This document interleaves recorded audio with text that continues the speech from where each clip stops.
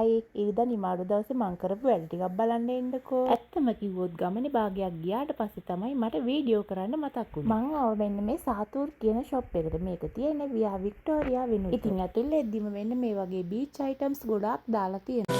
Oh my god! Wow! මං ආවේ හැබැයි ඒව බලන්න නෙවෙයි. මේ දවස්වල යුරෝපයට සමර් සීසන් එකනේ.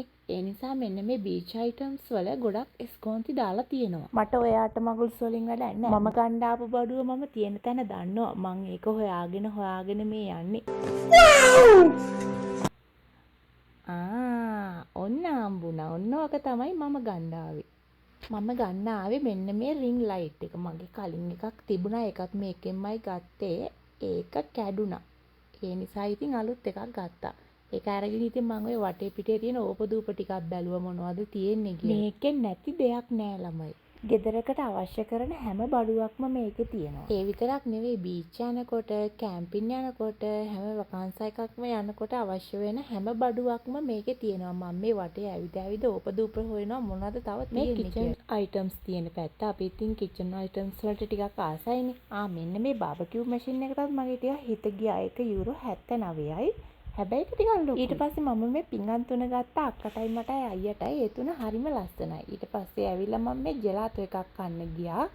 මේ මෙතනදී මේ මට අර බලෙන් මිනිස්සුත් එක්ක කතා කරන අර කළු ජාතිකයෙක් කෙනෙක් හම්බුණා. එයාලා කතා කරන්න යන්න එපා. මොකද එයාලා ඉස්සෙල්ලාම කතා කරලා ඊට පස්සේ මේ එයාලත් එක්ක බැරි වෙලා හරි කතා කරොත් එයාලා මොනවද බඩු වර්ගයක් විකුණනවා කියලා පස්සෙන් එනවා. මම දැක්කා එක සින්යෝරා කෙනෙක්ගේ පස්සෙන් එහෙම යනවා. මේ මං වතුර බෝතලයක් ගත්තා මේ මැෂින් එකකින් බොන්න. මේ රස්නේ නිසා හරි තිබහයි. මං කලින් එකක් ගත්තා. තිබහ නිසා මේ බෝතලේ එක හුස්මට බීගෙන ගියා. මේ ජෙලාටෝ එක කෑවට අර තිබහ නැති වුණේ නැහැ. ඒ නිසා වතුර බෝතල් දෙකකුත් බිව්වා. මේ දවස්වල වතුර බොන එක ගොඩක් ඇඟට හොඳයි. මොකද පුදුම රස්නයක් තියෙන්නේ. සෙල්සියස් අංශක 35ට වඩා වැඩි දැන් මේ දවස්වල. ඒ නිසා වතුර ගොඩක් බොන්න. ලීටර් 2-3ක්වත් අඩුම තරමින් බොන්න. ඊට පස්සේ ගෙදර ඇවිල්ලා අපි අද ලෑස්ති කරගෙන හිටියා ස්විමින් pool යනවා කියලා. මේ ඉතින් යන්න ලෑස්ති වෙලා යන ගමන් මං ඉතින් ඔය TikTok එකක් කරගන්න පොඩි වීඩියෝ එකකුත් ගත්තා. අනිත් අය ගිහින් වාහනේට නැගලා මම තමයි පරක් විදිහ මම මේ දුවගෙන ගියා. ඊට පස්සේ වාහනේට නගින්න මේ එතන pool එක ළඟට ගිහිල්ලා මේ අපේ චූටි මැඩම් මේ ඇතුලේ ඉඳන් මට කතා කරනවා. ඊට පස්සේ අපි ටිකට් පොලිමට ගිහිල්ලා පොලිමේ විනාඩි 5ක් විතර ඉඳලා ටිකටුත් අරගෙන ඇතුළට ගියා. මේ ටිකට් එක යුරෝ 12යි. මොකද මේක හවස 3න් පස්සේ නිසා උදේ ඉඳන් ඉන්නවා නම් යුරෝ 15ක් ගන්නවා. මල් වලින් සරසන්න නුඹගේ නා ඉන්නවා මං නුඹ ළඟින් මේ හැමරම සනසුයි නුඹ නේද